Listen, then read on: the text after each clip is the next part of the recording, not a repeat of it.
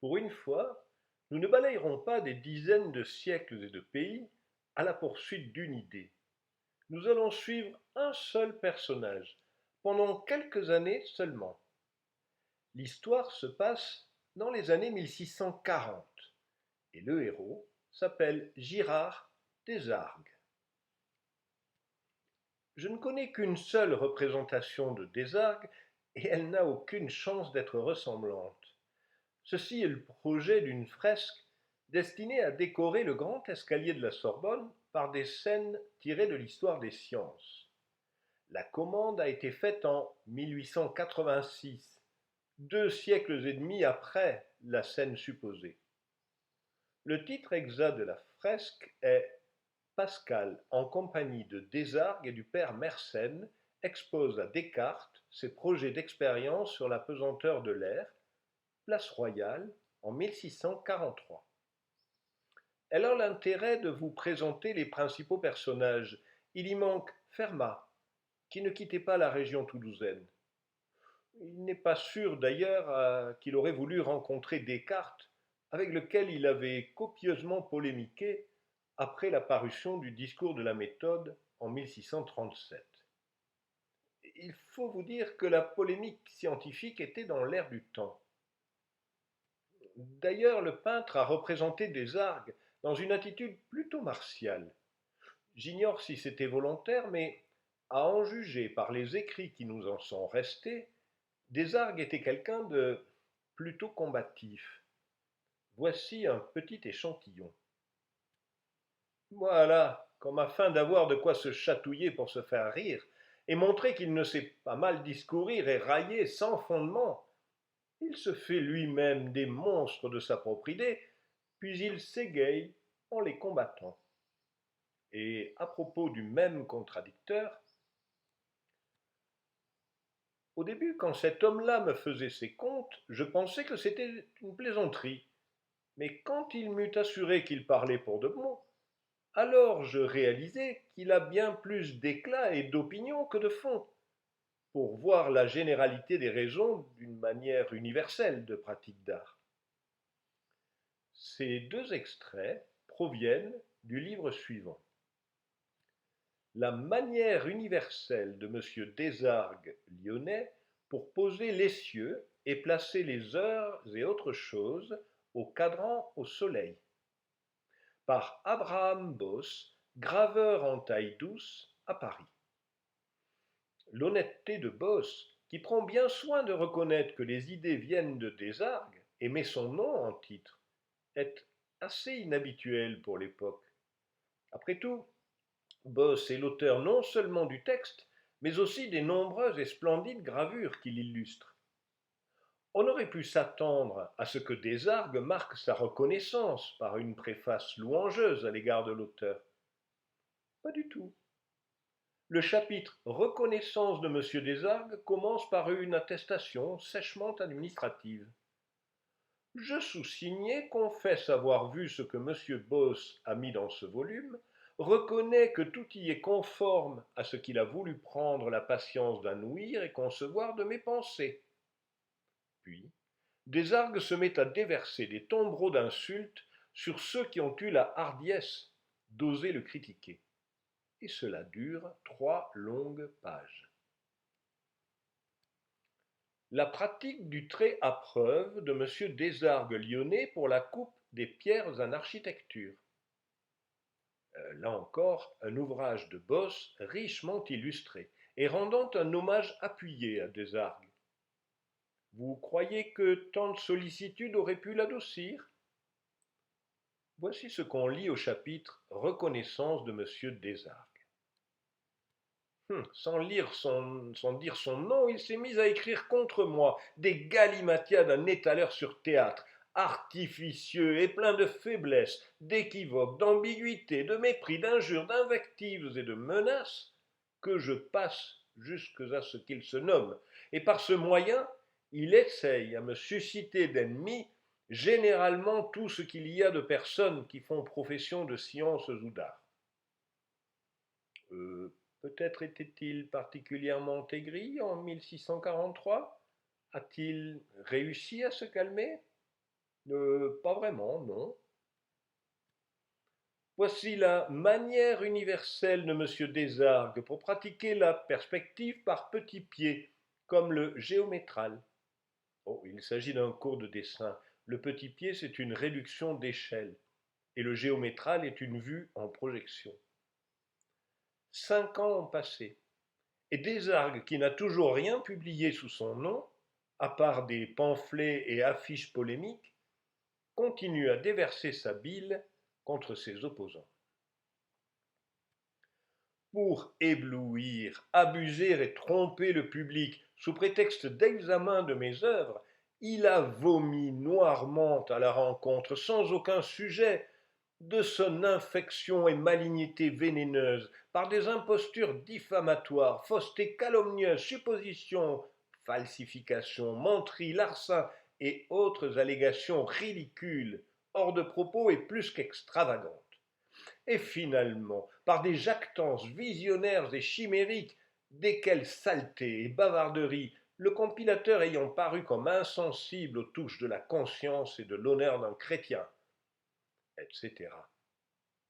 Bon, c'est vrai, il y avait eu quelques critiques, comme ces avis charitables sur les diverses œuvres et feuilles volantes du sieur Girard Desargues lyonnais. Ouf, reconnaissons-le, les avis n'étaient pas entièrement charitables, mais ils étaient tout de même partiellement fondés. Tout comme cet examen de Jacques Curabel, qui non seulement a le courage de signer son texte, mais encore il montre une compétence technique certaine. Les insultes de Desargues en retour atteignent un rare niveau de violence, jusqu'à des assignations en justice, un défi de 100 pistoles, des servantes envoyées en mission pour sonder l'adversaire. Bref, ces batailles d'ego restent plutôt puériles et ne méritent pas que l'on en fasse grand cas. Qu'y a-t-il donc dans ces œuvres de Desargues pour qu'elles soient examinées de façon aussi peu amène? Eh bien, pour tout vous dire, pas grand-chose. À une époque où la mode était au volume fleuve, de centaines de pages bourrées de citations latines et de références aux grands anciens, Desargues n'avait publié que quelques feuillets, intitulés avec beaucoup de fausse modestie Brouillon projet. Brouillon projet d'une atteinte aux événements des rencontres du cône avec un plan. Oh, le titre est déjà une provocation. Les deux mots accolés, brouillon et projet, annoncent un travail revendiqué comme bâclé. Ensuite, il va être question de conique, les rencontres du cône avec un plan. Or, Desargues n'utilise pas le vocabulaire traditionnel, consacré par un long usage. Il ne fait référence ni à Euclide, ni à Apollonius, qui à l'époque étaient bien connus de chaque lecteur potentiel. D'où les accusations de plagiat et d'arrogance. Regardez le second paragraphe. Chacun pensera ce qui lui semblera convenable, ou de ce qui est ici déduit, ou de la manière de le déduire, et verra que la raison essaye de reconnaître des quantités infinies d'une part, ensemble de celles qui s'apetissent jusqu'à réduire leurs deux extrémités opposées en une seule, et que l'entendement s'y perd, non seulement à cause de leur imaginable grandeur et petitesse, mais encore à cause que le raisonnement ordinaire le conduit à en conclure des propriétés où il est incapable de comprendre comment c'est ce qu'elles sont. Franchement, c'est n'importe quoi.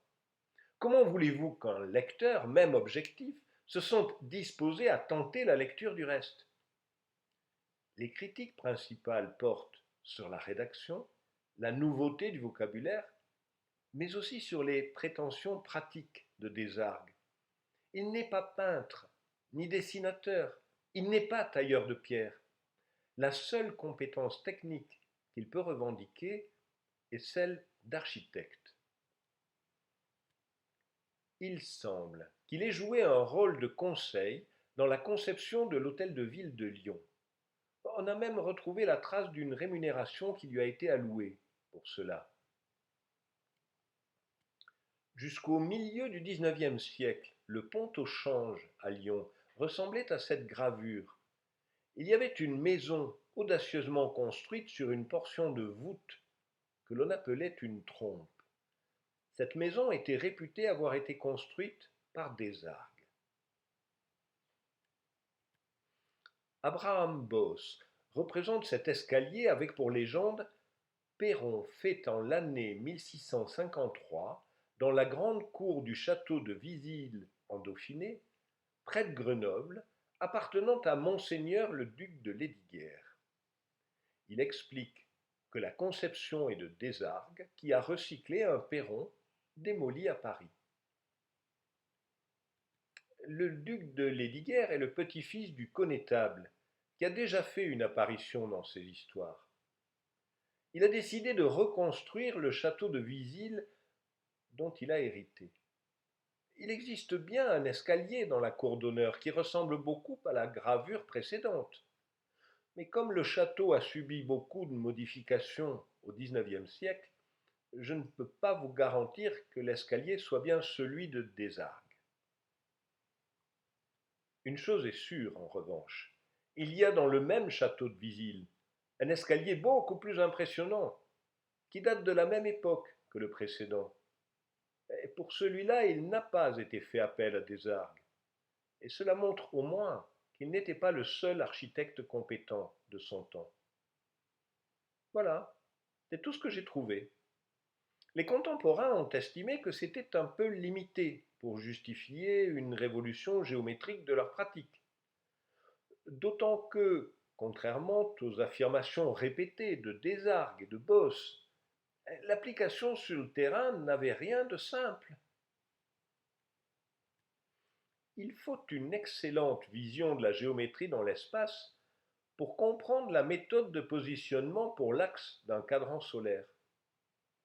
Et le lecteur a du mal à se persuader que le résultat sera meilleur et plus précis que si l'on avait procédé empiriquement. Il en est de même pour la taille des pierres. Vous voyez ici la 11e et dernière opération, qui, comme les autres, demande plusieurs mesures d'angle et une bonne vision de l'espace. Ce livre sur la taille des pierres est dédié au chancelier Séguier, ce qui pouvait sembler une habile manœuvre politique. Après tout, c'est à ce même chancelier Séguier que Pascal dédiera sa machine arithmétique 2 ans plus tard. Mais c'est que, s'agissant d'art, et plus particulièrement de peinture, Séguier a sous la main des hommes autrement plus talentueux que Bosse. En 1643, le plus grand peintre français est Nicolas Poussin. Il a pour élève Charles Lebrun, qui signera le portrait équestre que vous voyez. Ce Charles Lebrun est à l'aube d'une carrière étincelante.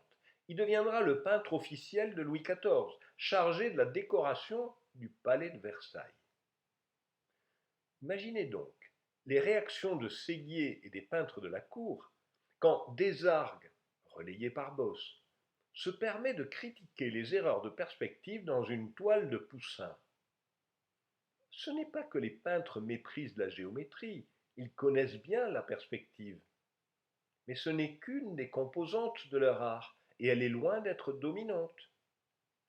Écoutez ce qu'en dit André Félibien dans ses entretiens sur les vies et les ouvrages des plus excellents peintres anciens et modernes. Ouvrage maintes fois réédité. Celui qu'il vise est probablement Abraham Bosse. Des gens, néanmoins, qui n'ont de connaissance qu'en cela, ne laissent pas quelquefois de blâmer hautement un excellent tableau et de vouloir diminuer l'estime du peintre parce qu'il aura omis ou négligé quelque chose qui n'ira pas chercher le point de vue. Et comme ces censeurs ont facilement appris la perspective et qu'ils ignorent les parties les plus difficiles de la peinture, ils se récrient sur ce petit défaut comme s'ils étaient les juges souverains des plus beaux ouvrages. Les prétentions de Desargues aux applications pratiques, d'où découlent les livres d'Abraham Boss, sont contenus dans un paragraphe à la fin du brouillon projet. Du contenu de ce brouillon, il résulte que, touchant la perspective, puis touchant l'heure au soleil, puis touchant la coupe des pierres de taille, etc., la conclusion étant que les divers moyens de pratiquer chacune de ces choses en sont évidents. Peut-être. Mais que signifie ce mot ordonnance qui revient dans les 3 paragraphes? Des droites sont dans une même ordonnance entre elles, si elles sont soit concurrentes, soit toutes parallèles. Et dans les 2 cas, on concevra qu'elles tendent toutes à un même endroit, que Desargues appelle le but. Essayez d'imaginer la révolution que Desargues introduit là. Depuis toujours, et en particulier depuis Euclide, qui est le fondement de la formation en mathématiques, 2 droites qui ne se coupent pas sont parallèles. Eh bien, Desargues s'assoit allègrement sur le principe du tiers exclu. Des droites parallèles se coupent, mais en un point qui se situe à l'infini. Pas étonnant qu'il ait choqué ses contemporains. Pas tous pourtant. Les plus grands mathématiciens de l'époque ont compris l'importance de ce qu'avait fait Desargues. Prenez Descartes d'abord. Desargues et Descartes sont amis, et compte tenu du caractère de chacun des deux, il fallait bien une solide estime réciproque pour que leur amitié dure.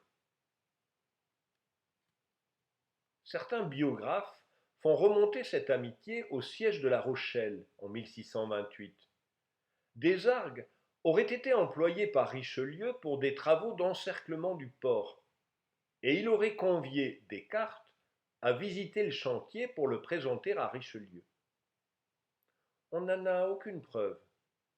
En revanche, de nombreuses lettres échangées entre les deux ont été conservées, dont une lettre de Descartes datée du 4 janvier 1639, dans laquelle il fait part de ses réactions au brouillon projet. Descartes s'y exprime avec franchise, et ses conseils sont plutôt judicieux, comme celui-ci. Il faut vous résoudre à composer un gros livre et à y expliquer tout si amplement, si clairement et si distinctement que ces messieurs qui n'étudient qu'en bâillant et qui ne peuvent se peiner l'imagination pour entendre une proposition de géométrie, ni tourner les feuillets pour regarder les lettres d'une figure, ne trouvent rien dans votre discours qui leur semble plus malaisé à comprendre qu'est la description d'un palais enchanté dans un roman. Parmi les admirateurs de Desargues, il y a aussi Fermat, qui n'avait aucune raison a priori de ménager un ami de Descartes. Dans une lettre du 1er avril 1640 à Mersenne, il écrit « Je suis obligé de vous dire que j'estime beaucoup M. Desargues, et d'autant plus qu'il est lui seul inventeur de ces coniques. Son livret, qui passe, dites-vous, pour jargon, m'a paru très intelligible et très ingénieux. Oui, mais estimer beaucoup ne veut pas dire suivre.